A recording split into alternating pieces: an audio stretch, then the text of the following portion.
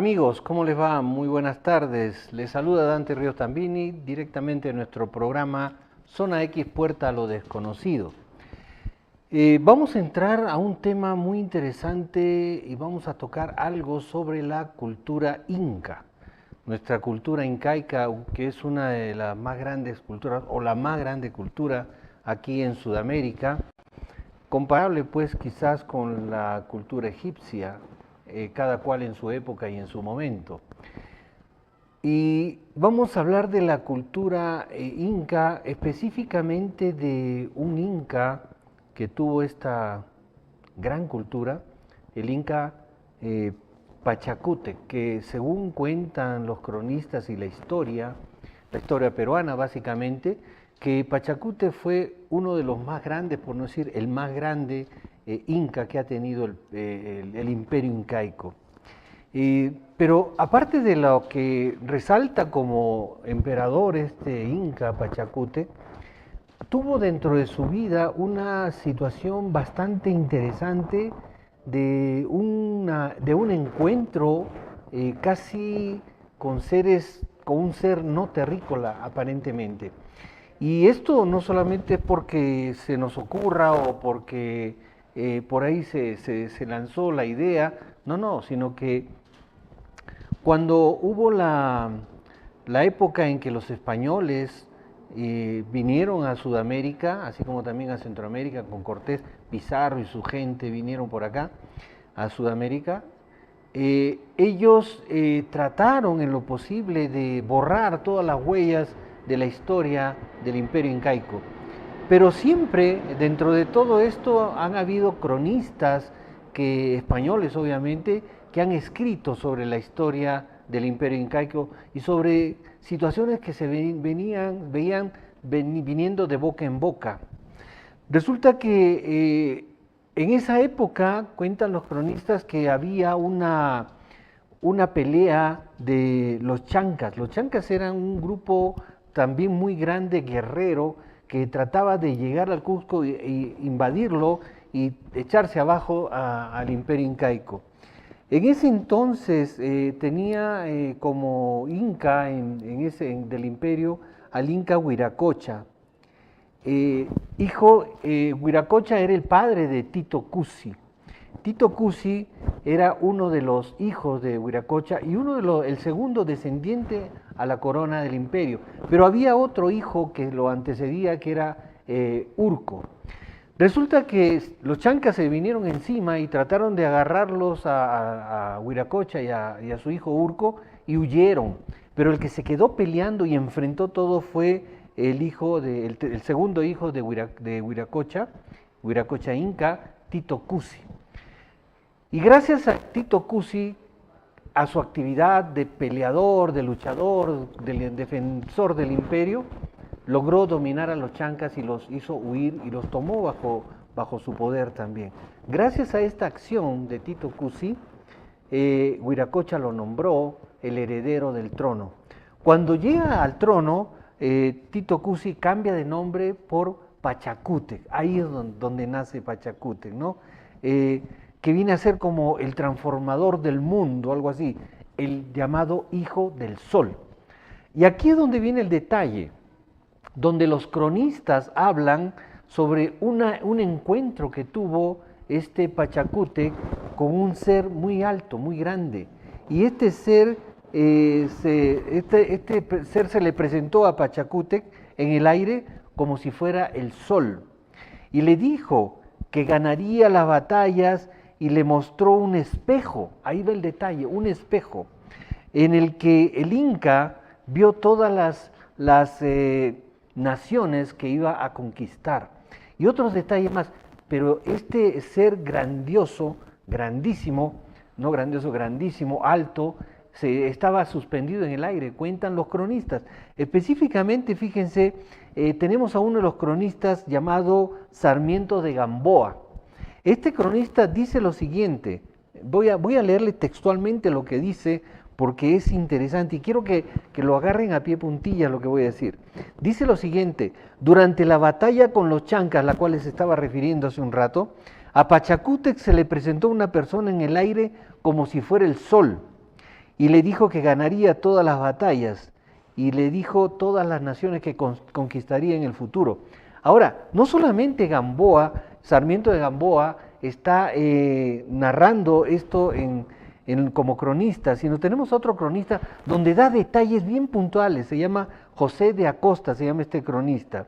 Y dice lo siguiente, escuchen ustedes, el rey Inca descansaba frente a una fuente de agua, se refiere a Pachacútec, que Pachacútec estaba descansando, a una fuente de agua, y vino una cegadora luz del cielo y cayó al agua. En la leyenda se describe como una tabla de cristal, dentro de la cual vio una figura de un indio con la siguiente descripción. De lo alto de la cabeza le salían 3 rayos, resplandecientes como si fueran rayos del sol. De los brazos le salían culebras enroscadas. En la cabeza y en las orejas tenían joyas como los incas, y vestía con atuendos incas. De entre las piernas y por la espalda le salía la cabeza de un felino y una culebra que le bajaba por la espalda. Ahora, Pachacútec, al ver todo esto, salió disparado, pues no, huyó. Y este ser que estaba ahí le dijo, lo llamó y le dijo lo siguiente: ven a mí, hijo, no temas, yo soy el sol vuestro padre, sé que someteréis a muchas naciones, tened en cuenta de reverenciarme y acordaos de mí en vuestros sacrificios. Pachacútec, por supuesto, tomó ya más calma y cogió la tabla de cristal, y ésta le reveló todas sus futuras conquistas. Pachacútec mantuvo el espejo toda su vida, era como para él un oráculo, era el contacto con el dios Sol, ahí veía todo lo que él quería. Ahora, lo que habría que preguntarse es, ¿este dios Sol quién era? Casi todas las culturas antiguas, más o menos las que van por ahí con la cultura del Imperio Incaico, hablan de un dios Sol, hablan de dioses, dioses que vinieron del espacio. Este ser, según lo que dice Sarmiento de Gamboa y lo que dice el cronista también José de Acosta, era un ser grande, alto, muy alto, y que estaba en el aire suspendido, y le dio un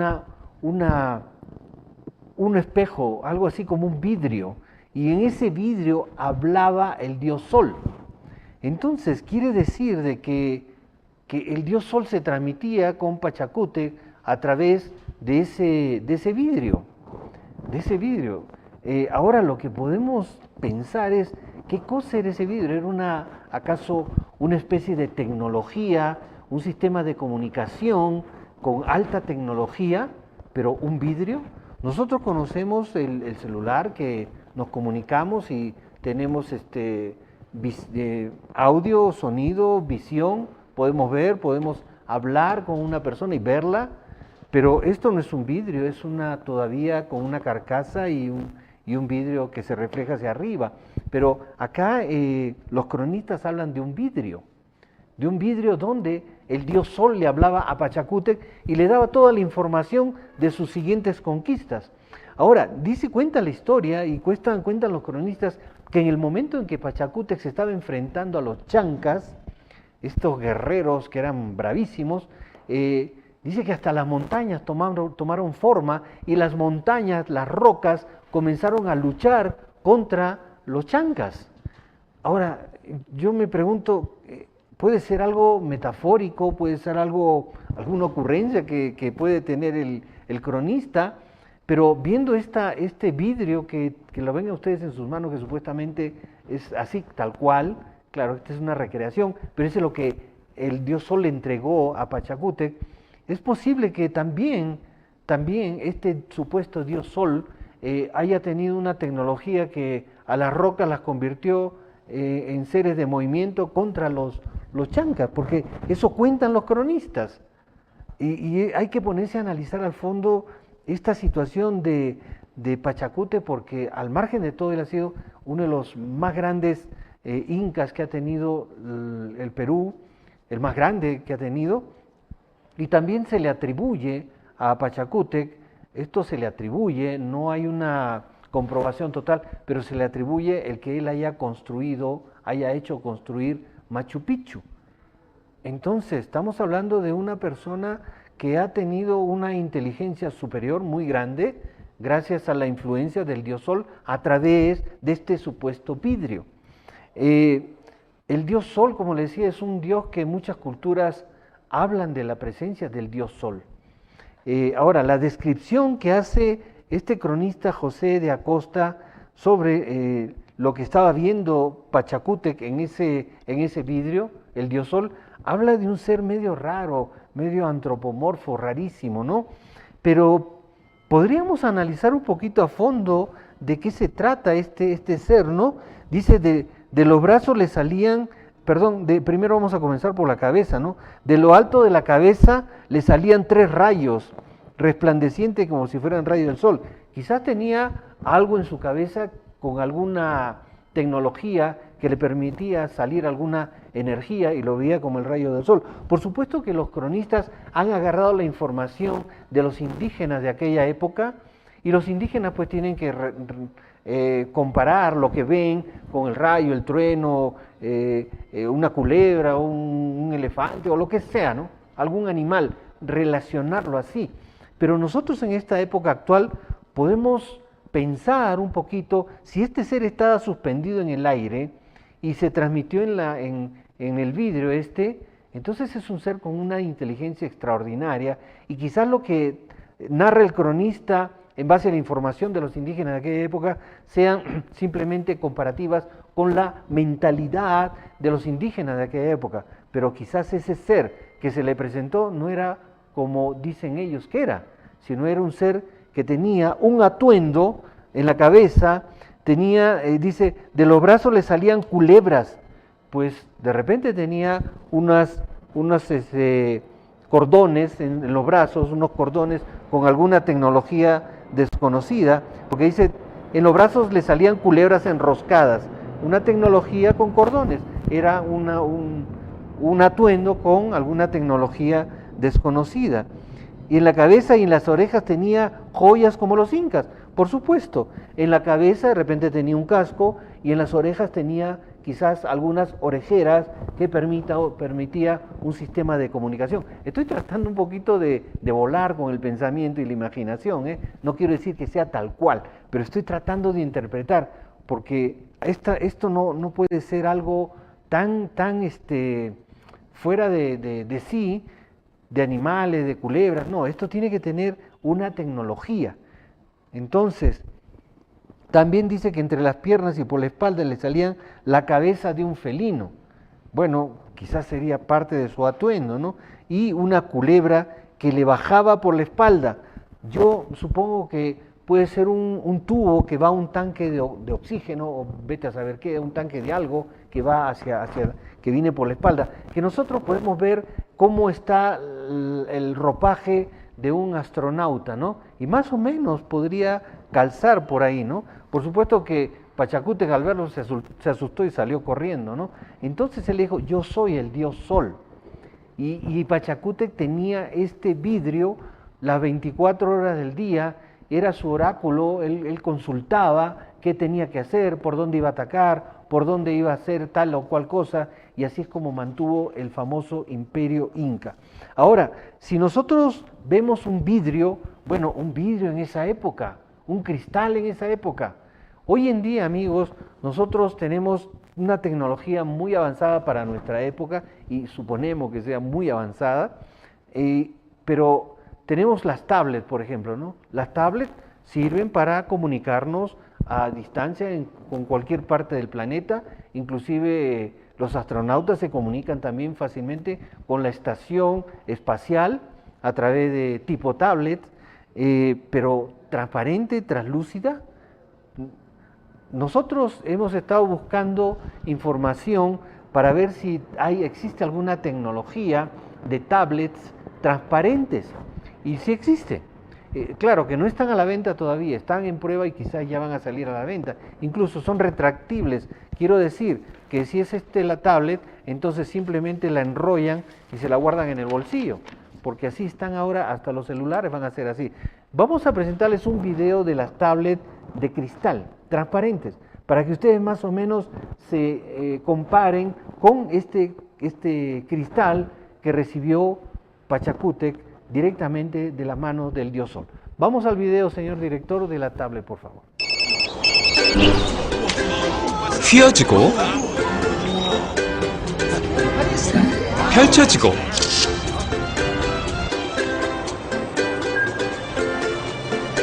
(3D에) 양방향 통역까지. 같이 저녁 먹을래? Oui? 세계가 감탄하는 꿈의 디스플레이 아몰레드. 누가 만들지? 삼성 모바일 디스플레이. Ustedes acaban de ver esta tablet de cristal, es flexible, la enrollan, la estiran, etc. Entonces, ¿por qué no pensar que el dios Sol o el supuesto dios Sol le dio a Pachacútec una tablet, ¿no?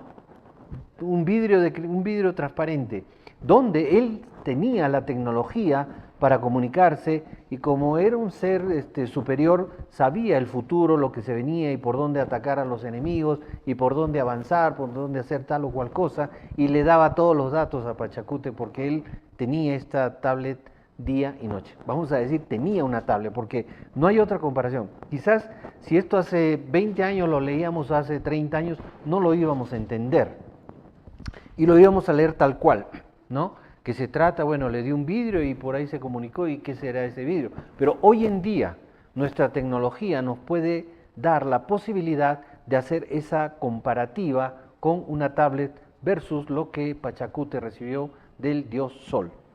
Existe otro cronista también, el padre Cristóbal de Molina, que habla de lo mismo, habla sobre lo mismo. Y fíjense, dice lo siguiente en sus escritos y con el lenguaje de aquella época, escuchen, dicen que antes que fuese señor, se refiere a Pachacútec, antes que fuese Inca, el señor, ¿no? Yendo a visitar a su padre Viracocha Inca, que estaba en Sacsayhuama, 5 leguas del Cusco, al tiempo que llegó a una fuente llamada Susurpuquio, vio caer una tabla de cristal en la misma fuente, dentro de la cual vio una figura de indio y la describió parecido al cronista de José de Acosta.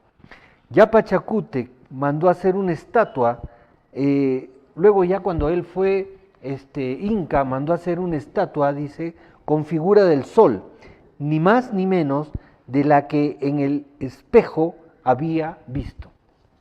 Este es otro cronista, el padre Cristóbal de Molina, me parece que le llamaban el cusqueño o algo así. Él habla de lo mismo. O sea, hay 3 cronistas que encajan en la misma versión de que Pachacútec se dirigía a ver a su padre y cambian ciertos detalles y que en el camino, en el caso del Cristóbal de Molina, habla que había una fuente llamada Susurpuquio donde vio caer una tabla, dice, una tabla de cristal, una laptop, un iPad, esta gran tecnología que tenemos hoy día. Estas tablets, ¿no? iPad se dice en iPhone. Estas tablets, entonces, el dios Sol le dio una tablet a Pachacútec, según lo que nos narran acá. Entonces, Cristóbal de Molina también recalca sobre lo mismo.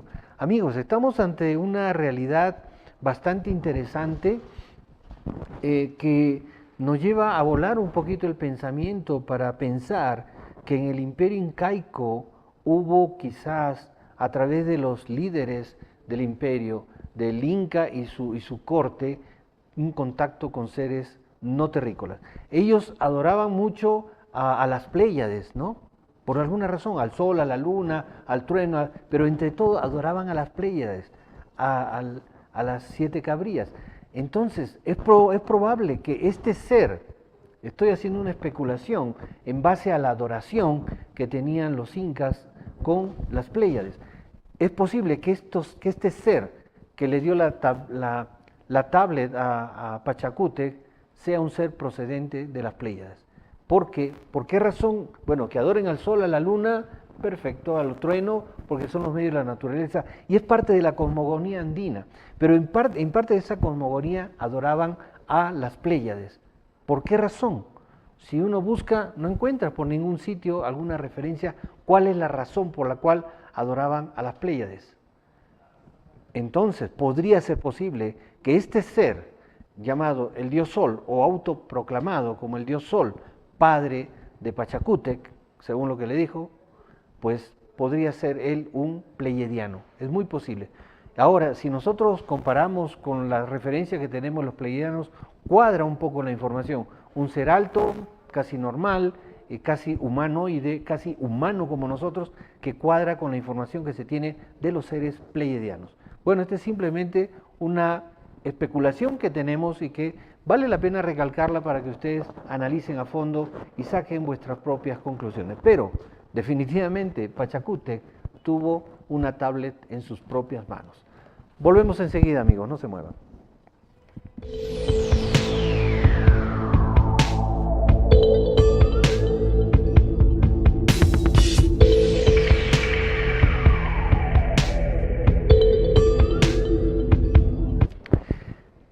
Bueno, amigos, cambiando un poquito el tema, vamos a hablar ahora del Yellowstone Park, que es el Parque Yellowstone en Estados Unidos, que es un parque hermosísimo, pero también guarda bajo su subsuelo un tremendo volcán.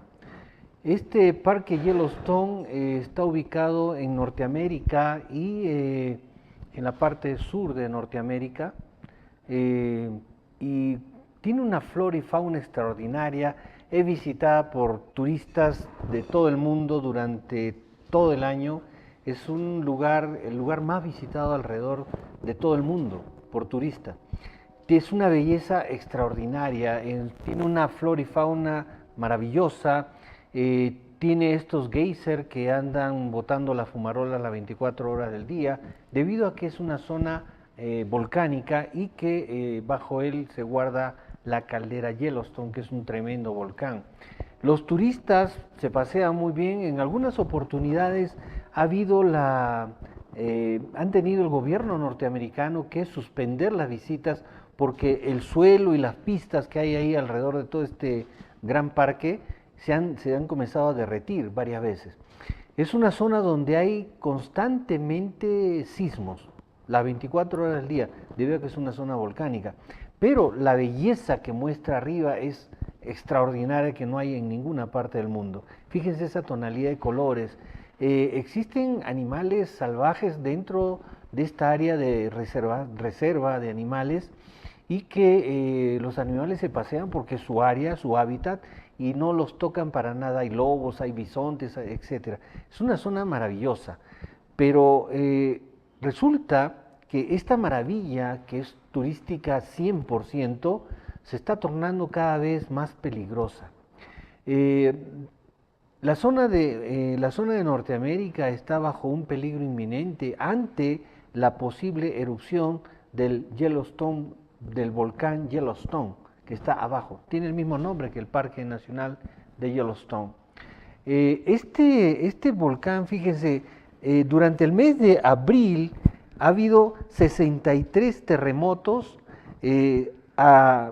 alrededor de Wyoming, que es una de las partes donde está este parque de Yellowstone. Para ser más exacto, está entre los estados de Idaho, Montana y Wyoming, aunque la mayor parte se encuentra en el noroeste de Wyoming. Por eso les decía que ha habido terremotos muy seguidos en Wyoming, 63 solamente en el mes de abril. Claro que no son terremotos grandes, estamos hablando de terremotos de 2.6, 2.4 de la escala de Richter, pero los geólogos dicen lo siguiente, que esta serie de enjambres sísmicos podría ser una clara señal que está a punto de explotar el Yellowstone volcán. Hay un científico, Scott Burns, este es el geólogo de la Universidad de Portland, que dijo lo siguiente, escuchen ustedes: si hay enjambres sísmicos bajo un volcán activo, una hipótesis de trabajo es que se está moviendo el magma por debajo. O sea, hay un peligro. Si el magma se está moviendo por debajo, significa que en cualquier momento va a ir hacia arriba, va a salir hacia afuera. Pero fíjense ustedes, sin embargo, no todos los científicos están de acuerdo con este señor Burns, porque, por ejemplo, Jaime Farrell, que es de la Universidad de Utah, del Salt Lake City cree que esto es solo una parte del ciclo natural del volcán Yellowstone. Los enjambres sísmicos son bastantes comunes en Yellowstone. Eso es lo que dice este científico. Ahora, el Servicio Geológico de Estados Unidos reiteró que no hay amenaza inminente de erupción dentro o cerca de Yellowstone volcán. En este momento, quizás en un futuro no muy cercano tampoco va a haber. Este volcán está monitoreado las 24 horas del día por la actividad volcánica y el gobierno norteamericano y las diferentes entidades que monitorean esto tienen la más alta tecnología, pero de todas formas siempre hay consecuencias que pueden ocasionarse y opiniones divididas de los científicos. Lógico, unos dicen que sí, otros dicen que no. La verdad es que nadie sabe si este volcán realmente va a erupcionar o no. Pero ahora la pregunta es, si este volcán Yellowstone erupciona, porque estamos hablando de uno de los tantos megavolcanes que existen en el planeta, entonces el peligro de una erupción es inminente según lo que dicen, pero ¿qué pasaría? ¿Cuáles serían las consecuencias de una erupción? Ahora, esto no se trata de profecías o teorías apocalípticas o teorías de la conspiración, es una realidad de que este gran volcán puede erupcionar en cualquier momento. Fíjense, acá dicen los científicos que el supervolcán Yellowstone podría ser el fin de toda criatura en la Tierra. Se refiere que si este explosionara, ¿no? Al expulsar el magma, gran parte del territorio de Estados Unidos se cubriría con un manto de ceniza. Esta ceniza obstruiría la atmósfera, bloqueando la luz solar, provocando un caos climático total, que a su vez, por consecuencia de esto, traería escasez de alimento, hambruna a una escala global. La última erupción de este volcán fue hace 640.000 años. Ahora, este observatorio vulcanológico de Yellowstone, porque tiene un observatorio, en un puesto de avanzada, obviamente, está dirigido por el Servicio Geológico de Estados Unidos, el Parque Yellowstone, que tiene su propio equipo, y la Universidad de Utah, donde monitorean constantemente el volcán. Pero, como les decía, no se puede predecir si esto va a ser mañana, pasado, pero normalmente, según los científicos, dicen que cada 600.000 años este volcán tiene que erupcionar, porque tiene que desfogar de alguna manera. Y aproximadamente, según las estadísticas que hay, hace 640.000 años que erupcionó.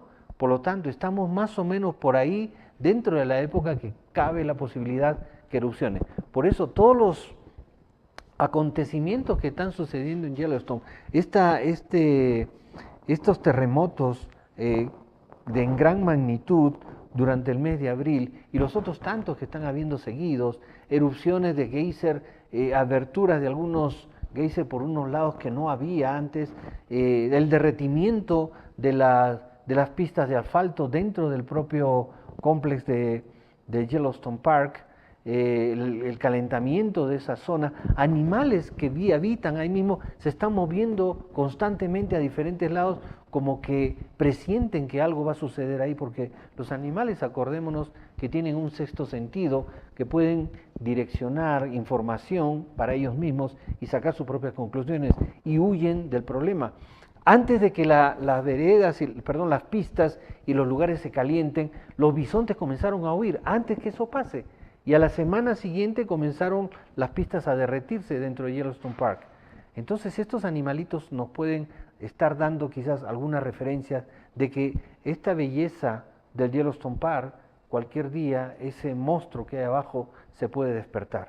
Simplemente estamos tocando este tema porque algunas personas me preguntaron a mi correo, me escribieron qué pasa con Yellowstone Park, porque los científicos están alarmados, más aún que estos geólogos advierten que el supervolcán Yellowstone está a punto de erupcionar en cualquier momento.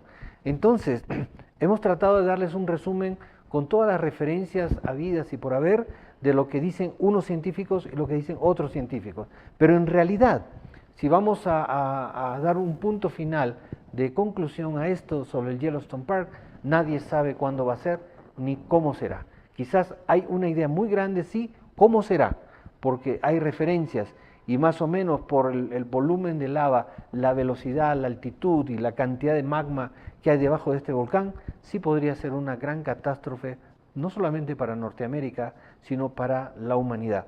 Porque dicen que un volcán de esta magnitud, del Yellowstone, los científicos comentan de que un volcán, si erupciona como el Yellowstone, por lo menos va a seguir botando lava durante 100 años. Eso es realmente catastrófico, porque la lava sale, pero el ambiente, la atmósfera se malogra, se maltrata y puede venir la noche volcánica que se oscurece todo, es una capa que cubre totalmente la tierra y por lo consiguiente la agricultura se va a perder, los seres vivientes nos vamos a contaminar, etcétera, etcétera. Podría ser una gran catástrofe que, como dicen los científicos, podría eliminar a la especie humana, y no solamente a la humana, a todo ser viviente en el planeta. Bueno, esperemos de que siga todavía dormido este Yellowstone volcán, pero amigos, de todas formas, hay que estar atentos qué nos van diciendo los científicos que andan monitoreando este monstruo las 24 horas del día. No es a modo de alarmar, pero es a modo de estar atentos también a muchas cosas que uno dice, no, está en Estados Unidos, está lejos, no pasa nada. Los gases vuelan en el espacio, entonces la noche volcánica se nos puede venir a todos. Así que hay que estar atentos. Nosotros vamos a seguir informando en adelante el movimiento de este volcán, de este mega volcán, porque sí, en realidad nos preocupa bastante. Así que tienen la información, a hacerle seguimiento y nosotros le daremos también la información necesaria. No se muevan, volvemos en unos instantes, amigos.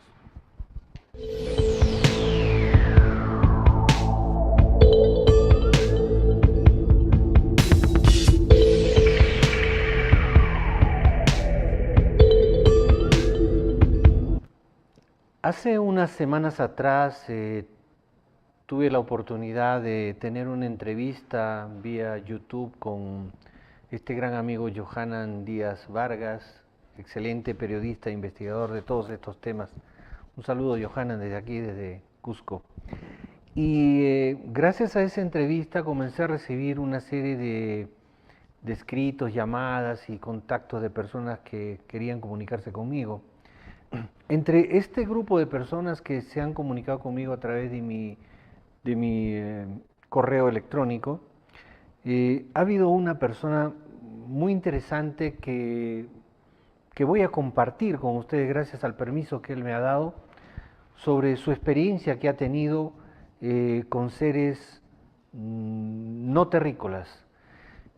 Pero me cuenta su historia de su vida, que es muy interesante, que voy a tratar de resumirla un poquito antes de presentarle el material que él me ha enviado. Pues es un material muy interesante, un material que bueno, tengo que dar fe de que es un material auténtico que él me ha enviado y que por lo que me escribe y todo es una persona bastante confiable, original dentro de su aspecto de experiencias personales. Se llama este caballero Fernando Gómez. Él es español de nacimiento, nació en Mérida, provincia de Badajoz. Y me ha escrito y me ha dado información, me ha mandado las fotos y comentarios y muy interesantes. Él, ¿cómo comienza? Me cuenta más o menos la historia de su vida, cómo comienza en este ambiente de lo paranormal y del fenómeno extraterrestre. Y la vida inteligente en el universo, obviamente. Dice que más o menos a los 5 o 6 años él tenía sueños bien raros, extraños, y ya estaba desesperado con esos sueños y le dijo a su mamá, mamá, tengo sueños raros y cosas extrañas en mi vida, y su mamá le dice, mira, no sigas hablando esas tonteras porque lo último te vamos a llevar al manicomio. Entonces él comenzó a callarse la boca. Y vivían en esta zona de España y más o menos como a los 14 años se mudaron a Madrid, a la capital española. A los 7, 8 años su padre lo llevó a ver una película, la película de Hernán Cortés y la conquista de América, se llamaba la película, según lo que me refiere. En esta película Trata de Hernán Cortés y lo que hizo en Sudamérica, en América, y el retorno de Hernán Cortés, donde él viene con muchísimos regalos para los reyes y muchos regalos también de personas. Entre esas personas trajo a un chamán. Cuando tenía 7, 8 años, Fernando Gómez, y vio la película, dice que le entristeció muchísimo en su corazón al ver al chamán, y él se identificó con ese chamán. Él decía que él nunca en su vida había escuchado hablar sobre reencarnación, sobre vidas pasadas, nada de eso. Pero en ese momento, con la corta edad de 7 a 8 años, pues vio esa película y le llegó en el alma, y él dijo, ese chamán he sido yo. Luego de esto, que lo habían traído, digo, como un obsequio para alguien, y él se identificó con este chamán. Luego de esto, una mujer mexicana lo llamó por teléfono a este caballero Fernando Gómez, y le dijo, ¿sabes qué? Que yo sé que tú has sido un chamán, y que tú has sido mi pareja, mi pareja en una vida anterior. Y así como esta mujer, cuando yo era de la cultura maya y qué sé yo, y la mujer le dijo un montón de cosas, y él se sorprendió, dijo, entonces la película donde vi el chamán he sido yo realmente. Y así como esta mujer mexicana, que no me dio el nombre, comenzó él a recibir otras 2 o 3 llamadas más de otras mujeres, que también le decían lo mismo, tú has sido un chamán y tú has sido mi pareja en otra vida, en la cultura maya, azteca, etcétera, etcétera. Y él comenzó a atar cabos ya, y se comenzó realmente a concientizar de que él había sido el chamán tal de estas culturas. Y como él hacía ejercicios de meditación y buscaba siempre conectarse con seres de afuera, en una de sus meditaciones recibió una información donde le confirmaron que él había pertenecido a las culturas maya y azteca, y que sí, en verdad había sido un gran chamán de esa época. Entonces, esta experiencia que tuvo él lo llevó a buscar más información, a seguir buscando información. Y hubo una conferencia, me cuenta, de un grupo espiritual donde decían estas personas que se contactaban con los hermanos mayores. Normalmente los grupos de contacto hablan de hermanos mayores, nos referimos a los hermanos que tienen una evolución superior a la humana y que no son humanos, llámense seres astrales de mayor evolución, llámense seres cósmicos o seres extraterrestres, seres multidimensionales, que tienen un nivel evolutivo superior al nuestro, nos llevan pues eones de existencia, ¿no? Y eso a ellos se les llama hermanos mayores, porque son mayores, tienen mayor conocimiento que nosotros, que somos menores que ellos. Para nosotros, nuestros hermanos menores son los animales, por ejemplo. Y para nosotros, los animales nos ven como sus hermanos mayores. Así nosotros vemos a los seres multidimensionales, seres cósmicos, seres astrales de un nivel evolutivo bastante grande, son nuestros hermanos mayores. Aclarado esto, este caballero se inmiscuyó con este grupo de contacto, y total, él de pasar a ser un invitado pasó a ser la parte central del contacto, es quien canalizaba toda la información. El contacto con hermanos mayores. Resulta que por su trabajo mismo se vio envuelto en una serie de problemas por sus horarios y se retiró del grupo. Se retiró del grupo y se dedicó simplemente a su vida terrenal y a su trabajo espiritual, que era el trabajo propiamente dicho de él, ¿no? En sueños le dijeron que él si había dejado esa actividad, digamos, de canalización, le iban a canalizar dibujos. Y esos dibujos no iban a ser para él, sino iban a ser para la humanidad. Son unos dibujos bien raros. Bueno, él solamente me ha enviado un dibujo que vamos a ver, señor director, si lo tiene el dibujo en pantalla, por favor. Ese dibujo, exacto, gracias. Ahí tenemos el dibujo que este amigo Fernando Gómez nos envió. Según él dice que le dijeron en sueños, recibió información desde otra dimensión, es lo que textualmente me dice él, que iba a canalizar dibujos, que serían para la humanidad. Él enseñó estos dibujos.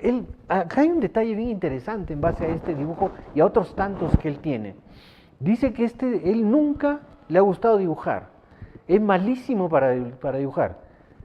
Y total, de la noche a la mañana sale dibujando estos grabados tan extraños, tan raros, pero tienen algún tipo de información. Él, como no sabía interpretarlo, le dice a un amigo médico que qué cosa eran estos dibujos. Y este amigo médico, que también anda en estos ambientes espirituales, le dijo lo siguiente, que esos dibujos corrigen los campos electromagnéticos negativos del ser humano. Entonces, estos trabajos que él está haciendo son rarísimos, es una belleza, es un dibujo raro, con una tonalidad de colores para mí extraordinarios, porque si lo comienzas a mirar, te da cierta paz, tranquilidad, pero según este médico, dice que sirven para corregir los campos electromagnéticos negativos del ser humano. Bueno, él ha seguido haciendo los dibujos, pero dejó la actividad de canalizar la información. Entonces los amigos se alejaron un poquito de él en canalización. Pero hace 3 años aproximadamente, cuenta él, que su hijo le comentó lo siguiente. Dijo su hijo que escuchó voces que le daban mensajes y le decían lo siguiente: ya que tu padre dejó el contacto, ahora vamos a estar contigo. Y su hijo le pidió una prueba a esta información que recibió en la cabeza para descartar si era una locura o alguna cosa rara que le estaba pensando pues en situaciones que no eran reales.